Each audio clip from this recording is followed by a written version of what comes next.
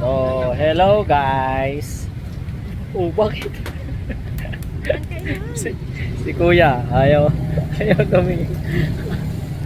Okay. So, ngayon, nandito kami sa A&A. Junction 2. Junction 2 yan. Ha?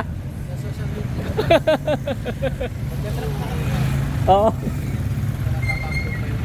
Oo. Ayan, ngayon, dito kami kumakain dito sa chicken pastel. 35 pesos lang dito sa kanto. Oo. Yan. Yung isa, ito si Hero. Kanina ayaw kumain. Di nagustuhan.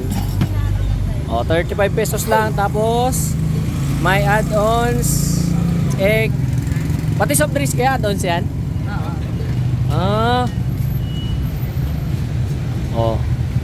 Anong masasabi mo sa nila? Sa pastel nila? Sarap?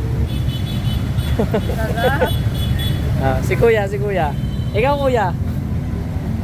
Anong masasabi mo? Sarap. Ako. Mamaya na ako kakain. Kasi bibidyoan ko muna sila. Mamaya bakpak naman ako kakain.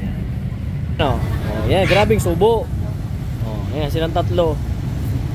Dahil para wala nang luto, di kain na dito. Ha? Yung? Ayan, dito. Ayan. Hindi man live yan, Han. Okay ka na, Nel? Kain lang. Kain pa. Kayo lang kayo magkain, may kinuha pa kami. So, ayun guys, kain. Ayan Ito ay chicken pastil. Dito sa kanto ng Westcom Road. Yan. Okay, thank you. Thank you agad. Kakain na ako eh. Ayan guys, interview namin si Kuya kung araw-araw ba siya dito o ano. Kuya, araw-araw kayo dito? From 5 hanggang 1 AM. Hanggang 1 AM po.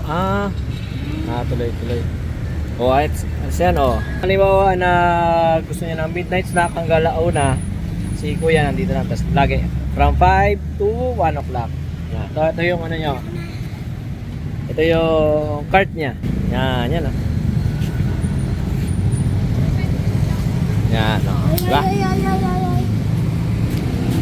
Siyempre, tuloy ko muna yung pagkain ko at nakugutom na. Okay?